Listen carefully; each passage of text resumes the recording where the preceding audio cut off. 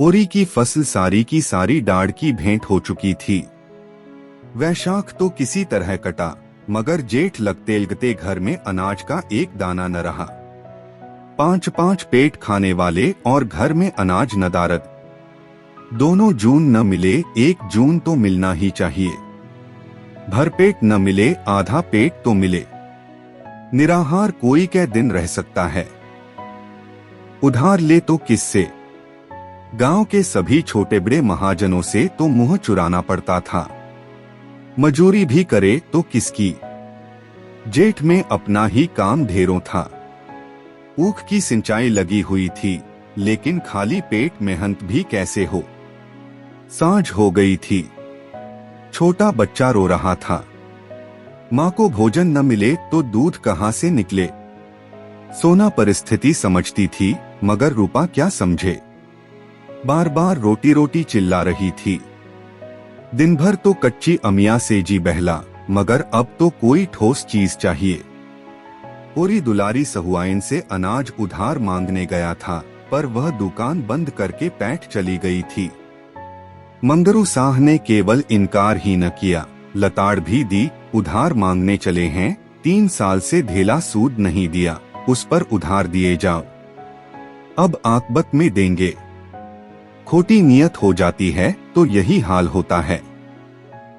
भगवान से भी यह अनीति नहीं देखी जाती। कारकुन की डांट पड़ी तो कैसे चुपके से रुपए उगल दिए। मेरे रुपए रुपए ही नहीं हैं। और मेहरिया है कि उसका मिजाज ही नहीं मिलता। वहां से रुआसा होकर उदास बैठा था कि पुन्नी आग लेने आई। रसोई के द्वार पर जाकर देखा तो अंधेरा पड़ा हुआ था। बोली, आज रोटी नहीं बना रही हो क्या भाभी जी? अब तो बेला हो गई। जब से गोबर भागा था, पुन्नी और धनिया में बोलचाल हो गई थी। ओरी का एहसान भी मानने लगी थी। हीरा को अब वह गालियां देती थी, हत्यारा, गौहत्या करके भागा। मुंह में कालिख लगी है, घर कैसे आए? और आए भी तो घर के अंदर पांव न रखने दूं। गौहत्या करते इसे लाज भी न आई। बहुत अच्छा होता, पुलिस बांधकर ले जाती और चक्की पिसवाती। धनिया कोई बहाना न कर सकी। बोली, रोटी कहाँ से बने, घर में दाना तो है ही नहीं। तेरे महतों ने बिरादरी का पेट भर दिया, बाल बच्चे मरे या जिए। अब बिरादरी झांकती तक नहीं। पुन्नी की फसल अच्छी हुई थी और वह स्वीकार करती थी कि यह होरी का पुरुषार्थ है। हीरा के साथ कभी इतनी बरकत न हुई थी। बोली, अनाज मेरे घर से क्यों नहीं मंगवा लिया? वह भी तो महतो ही की कमाई है कि किसी और की। सुख के दिन आए तो लड़ लेना, दुख तो साथ रोने ही से कटता है। मैं क्या ऐसी अंधी हूँ कि आदमी का दिल नहीं पहचानती? महतो ने न संभाला होता तो आज मुझे कहाँ शरण मिलती। वह उल्टे पांव लौटी और सोना को भी साथ लेती गई। एक क्षण में 2 डल्ले अनाज से भरे लाकर आंगन में रख दिए। 2 मन से कम जौ न था। धनिया अभी कुछ कहने न पाई थी कि वह फिर चल दी और एक क्षण में एक बड़ी सी टोकरी अरहर की दाल से भरी हुई लाकर रख दी और बोली, चलो मैं आग जलाए देती हूँ।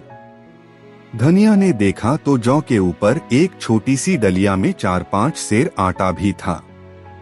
आज जीवन में पहली बार वह परास्त हुई।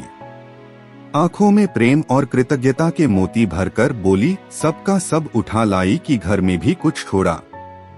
कहीं भाग जाता था। आंगन में बच्चा खटोले पर पड़ा रो रहा था। पुनिया उसे गोद में लेकर दुलराती हुई बोली, तुम्हारी दया से अभी बहुत है भाभी जी। 15 मन तो जौ हुआ है और 10 मन गेहूं। 5 मन मटर हुआ, तुमसे क्या छिपाना है। दोनों घरों का काम चल जाएगा। 2-3 महीने में फिर मकई हो जाएगी। आगे भगवान मालिक है। जुनिया ने आकर अंचल से छोटी सास के चरण छुए। पुनिया ने असीस दिया। सोना आग जलाने चली। रूपा ने पानी के लिए कलसा उठाया। रुकी हुई गाड़ी चल निकली। जल में अवरोध के कारण जो चक्कर था, फेन था, शोर था, गति की तीव्रता थी, वह अवरोध के हट जाने से शांत मधुर ध्वनि के साथ सम, धीमी, एकरस धार में बहने लगी। पुनिया बोली, महतो को डांट देने की ऐसी जल्दी क्या पड़ी थी? धनिया ने कहा, बिरादरी में सुरखरू कैसे होते। भाभी बुरा न मानो तो एक बात कहूं। कह, बुरा क्यों मानूंगी? न कहूंगी, कहीं तुम बिगड़ने न लगो। कहती हूं कुछ न बोलूंगी, कह तो। तुम्हें झुनिया को घर में रखना न चाहिए था। तब क्या करती? वह डूबी मरती थी। मेरे घर में रख देती, तब तो कोई कुछ न कहता। यह तो तू आज कहती है। उस दिन भेज देती तो झाड़ू लेकर दौड़ती। इतने खर्च में तो गोबर का ब्याह हो जाता। होनहार को कौन टाल सकता है पगली। अभी इतने ही से गला नहीं छूटा भोला, अब अपनी गाय के दाम मांग रहा है। तब तो गाय दी थी कि मेरी सगाई कहीं ठीक कर दो। अब कहता है मुझे सगाई नहीं करनी, मेरे रुपए दे दो। उसके दोनों बेटे लाठी लिए फिरते हैं। हमारे कौन बैठा है जो उससे लड़े। इस सत्यानाशी गाय ने आकर चौपट कर दिया। कुछ और बातें करके पुनिया आग लेकर चली गई। ओरी सब कुछ देख रहा था। भीतर आकर बोला, पुनिया दिल की साफ है। हीरा भी तो दिल का साफ था। धनिया ने अनाज तो रख लिया था, पर मन में लज्जित और अपमानित हो रही थी। यह दिनों का फेर है कि आज उसे यह नीचा देखना पड़ा। तू किसी का औसान नहीं मानती, यही तुझ में बुराई है। औसान क्यों मानो? मेरा आदमी उसकी गिरस्ती के पीछे जान नहीं दे रहा है। फिर मैंने दान थोड़े ही लिया है। उसका एक एक दाना भर दूंगी। मगर पुनिया अपनी जेठानी के मनोभाव समझकर भी होरी का एहसान चुकाती जाती थी। जब यहाँ अनाज चुक जाता, मन दो मन दे जाती, मगर जब चौमासा आ गया और वर्षा न हुई तो समस्या अत्यंत जटिल हो गई। सावन का महीना आ गया था और बगुले उठ रहे थे। कुओं का पानी भी सूख गया था और ऊख ताप से जली जा रही थी। नदी से थोड़ा थोड़ा पानी मिलता था, मगर उसके पीछे आए दिन लाठियां निकलती थीं। यहाँ तक कि नदी ने भी जवाब दे दिया। जगह जगह चोरियां होने लगी, डाके पड़ने लगे। सारे प्रांत में हाहाकार मच गया। बारे कुशल हुई कि भादों में वशार हो गई और किसानों के प्राण हरे हुए। कितना उत्साह था उस दिन। प्यासी पृथ्वी जैसे अघाती ही न थी और प्यासे किसान ऐसे उछल रहे थे मानो पानी नहीं, अश्वर्या बरस रही हो। बटोर लो जितना बटोरते बने। खेतों में जहां बगुले उठते थे, वहां हल चलने लगे। बालवृंद निकल निकल कर तालाबों और पोखरों और गढ़ियों का मुआयना कर रहे थे। ओहो, तालाब तो आधा भर गया और वहां से गढ़िया की तरफ दौड़े। मगर अब कितना ही पानी बरसे, ऊख तो विदा हो गई। एक एक हाथ ही होके रह जाएगी। मक्का और ज्वार और कोदो से लगान थोड़े ही चुकेगा, महाजन का पेट थोड़े ही भरा जाएगा। हाँ, गांव के लिए चारा हो गया और आदमी जी गया। जब माघ बीत गया और भोला के रुपए न मिले तो एक दिन वह झल्लाया हुआ होरी के घर आ धमका और बोला, यही है तुम्हारा कौल। इसी मुंह से तुमने ऊख पेर कर मेरे रुपए देने का वादा किया था। अब तो ऊख पेर चुके, लाओ रुपए मेरे हाथ में। होरी जब अपनी विपत्ति सुनाकर और सब तरह चिरौरी करके हार गया और भोला द्वार से न हटा तो उसने झुंझलाकर कहा, तो महतो, इस बखत तो मेरे पास रुपए नहीं हैं और न मुझे कहीं उधार ही मिल सकते हैं। मैं कहां से लाऊं? दाने दाने की तंगी हो रही है। विश्वास न हो, घर में आकर देख लो। जो कुछ मिले उठा ले जाओ। भोला ने निर्मम भाव से कहा, मैं तुम्हारे घर में क्यों तलाशी लेने जाऊं और न मुझे इससे मतलब है कि तुम्हारे पास रुपए हैं या नहीं। तुमने ऊख पेर कर रुपए देने को कहा था। ऊख पेर चुके। अब मेरे रुपए मेरे हवाले करो। तो फिर जो कहो वह करूं। मैं क्या कहूं? मैं तुम्हीं पर छोड़ता हूं। मैं तुम्हारे दोनों बैल खोल ले जाऊंगा। होरी ने उसकी ओर विस्मय भरी आंखों से देखा, मानो अपने कानों पर विश्वास न आया है। फिर हतबुद्धि सा सिर झुकाकर रह गया। भोला क्या उसे भिखारी बनाकर छोड़ देना चाहते हैं? दोनों बैल चले गए, तब तो उसके दोनों हाथ ही कट जाएंगे। दीन स्वर में बोला, दोनों बैल ले लोगे तो मेरा सर्वनाश हो जाएगा। अगर तुम्हारा धर्म यही कहता है तो खोल ले जाओ।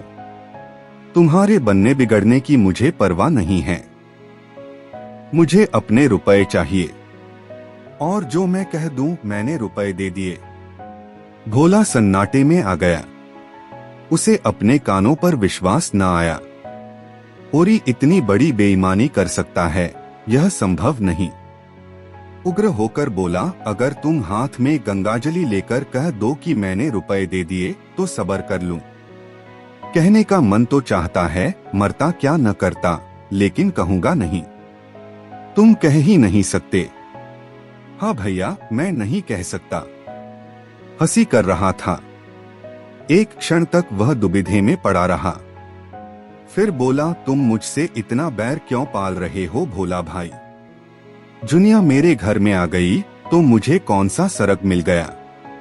लड़का अलग हाथ से गया, 200 रुपया डाढ़ अलग भरना पड़ा। मैं तो कहीं का न रहा, और अब तुम भी मेरी जड़ खोद रहे हो। भगवान जानते हैं, मुझे बिल्कुल न मालूम था कि लौंडा क्या कर रहा है। मैं तो समझता था गाना सुनने जाता होगा। मुझे तो उस दिन पता चला जब आधी रात को झुनिया घर में आ गई। उस बखत में घर में न रखता तो सोचो कहाँ जाती, किसकी होकर रहती। झुनिया बरौठे के द्वार पर छिपी खड़ी यह बातें सुन रही थी। बाप को अब वह बाप नहीं, शत्रु समझती थी। डरी कहीं होरी बैलों को दे न दे। जाकर रूपा से बोली, अम्मा को जल्दी से बुला ला। कहना, बड़ा काम है, विलंब न करो। धनिया खेत में गोबर फेंकने गई थी, बहू का संदेश सुना तो आकर बोली, काहे को बुलाया बहू? मैं तो घबरा गई। काका को तुमने देखा है न? हाँ देखा, साईं की तरह द्वार पर बैठा हुआ है। मैं तो बोली भी नहीं। हमारे दोनों बैल मांग रहे हैं दादा से। धनिया के पेट की आते भीतर सिमट गईं। दोनों बैल मांग रहे हैं? हाँ, कहते हैं या तो हमारे रुपए दो या हम दोनों बैल खोल ले जाएंगे। तेरे दादा ने क्या कहा? उन्होंने कहा, तुम्हारा धर्म कहता हो तो खोल ले जाओ। तो खोल ले जाए, लेकिन इसी द्वार पर आकर भीख न मांगे तो मेरे नाम पर थूक देना। हमारे लहू से उसकी छाती जुड़ाती हो तो जुड़ा ले। वह इसी तैश में बाहर आकर होरी से बोली, मैं तो दोनों बैल मांग रहे हैं तो दे क्यों नहीं देते? उनका पेट भरे, हमारे भगवान मालिक हैं। हमारे हाथ तो नहीं काट लेंगे? अब तक अपनी मजूरी करते थे, अब दूसरों की मजूरी करेंगे। भगवान की मर्जी होगी तो फिर बैल बधिये हो जाएंगे, और मजूरी ही करते रहे तो कौन बुराई है। बूढ़े सूखे और जोतलगान का बोझ तो न रहेगा। मैं न जानती थी यह हमारे वैरी हैं, नहीं गाय लेकर अपने सिर पर विपत्ति क्यों लेती। उस निगोड़ी का पौरा जिस दिन से आया, घर तहसन हस हो गया। भोला ने अब तक जिस शस्त्र को छिपा रखा था, अब उसे निकालने का अवसर आ गया। उसे विश्वास हो गया, बैलों के सिवा इन सबों के पास कोई अवलंब नहीं है। बैलों को बचाने के लिए ये लोग सब कुछ करने को तैयार हो जाएंगे। अच्छे निशानेबाज की तरह मन को साध कर बोला, अगर तुम चाहते हो कि हमारी बेइज्जती हो और तुम चैन से बैठो तो यह न होगा। तुम अपने 200 को रोते हो, यहाँ लाख रुपए की आबरू बिगड़ गई। तुम्हारी कुशल इसी में है कि जैसे झुनिया को घर में रखा था वैसे ही घर से उसे निकाल दो, फिर न हम बैल मांगेंगे न गाय का दाम मांगेंगे। उसने हमारी नाक कटवाई है तो मैं भी उसे ठोकरे खाते देखना चाहता हूँ। वह यहाँ रानी बनी बैठी रहे और हम मुंह में कालिख लगाए उसके नाम को रोते रहें, यह नहीं देख सकता। वह मेरी बेटी है, मैंने उसे गोद में खिलाया है और भगवान साक्षी है, मैंने उसे कभी बेटों से कम नहीं समझा, लेकिन आज उसे भीख मांगते और घूर पर दाने चुनते देखकर मेरी छाती शीतल हो जाएगी।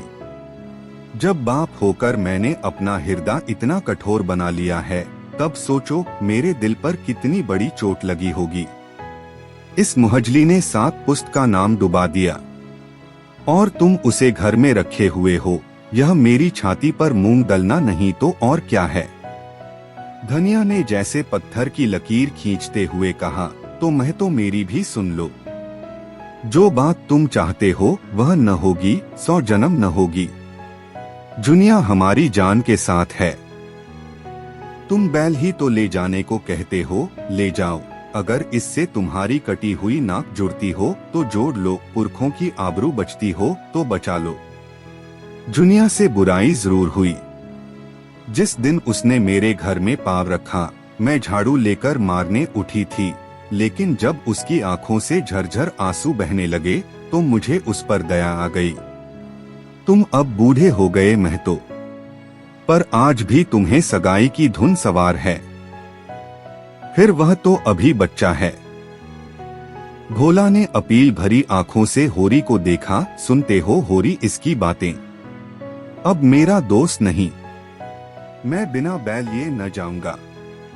होरी ने दृढ़ता से कहा, ले जाओ। फिर रोना मत कि मेरे बैल खोल ले गए। नहीं रोऊंगा।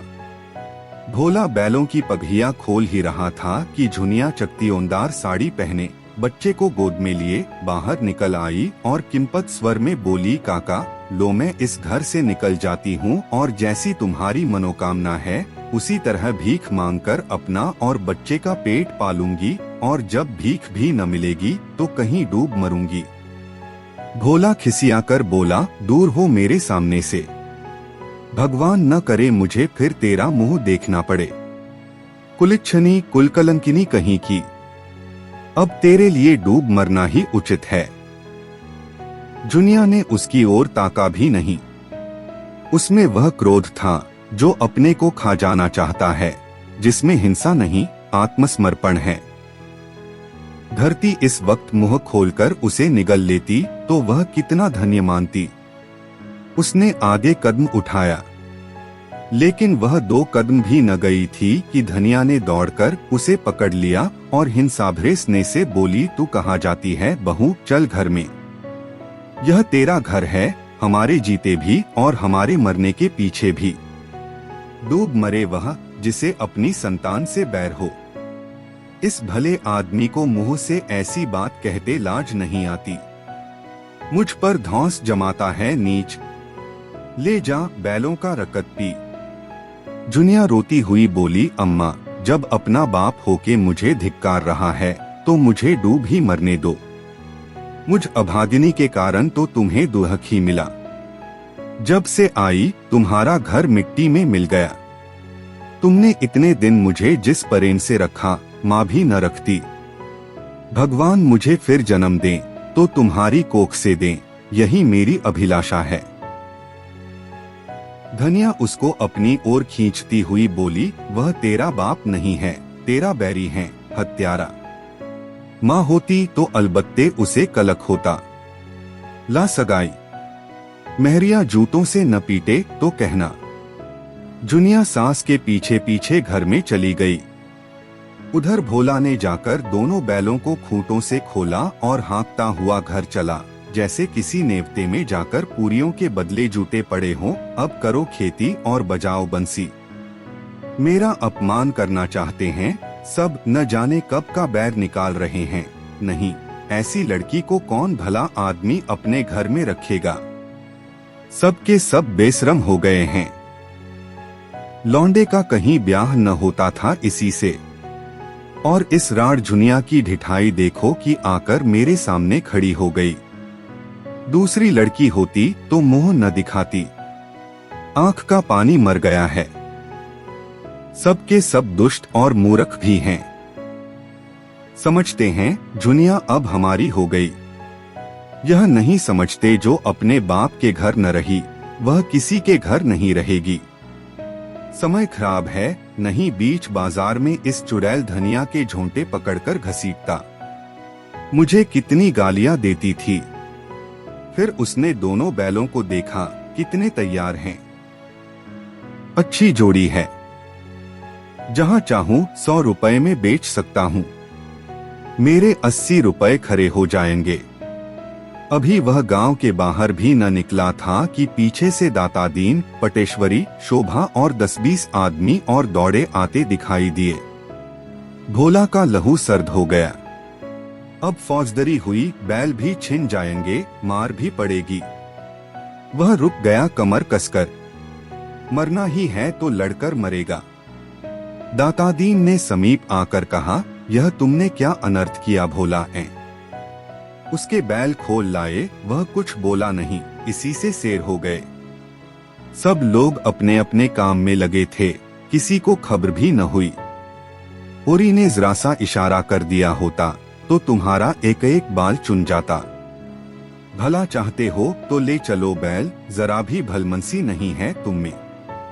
पटेश्वरी बोले, यह उसके सीधेपन का फल है। तुम्हारे रुपए उस पर आते हैं तो जाकर दीवानी में दावा करो, डिग्री करा।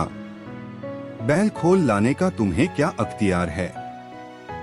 अभी फौजदारी में दावा कर दे तो बंधे बंधे फिरो। भोला ने दबकर कहा, तो लाला साहब हम कुछ जबरदस्ती थोड़े ही खोल लाए। होरी ने खुद दिए। पटेश्वरी ने शोभा से कहा, तुम बैलों को लौटा दो शोभा। किसान अपने बैल खुशी से देगा तो इन्हें हल में जोतेगा। भोला बैलों के सामने खड़ा हो गया। हमारे रुपए दिलवा दो, हमें बैलों को लेकर क्या करना है? हम बैल लिए जाते हैं, अपने रुपए के लिए दावा करो और नहीं तो मारकर गिरा दिए जाओगे। रुपए दिए थे नगद तुमने।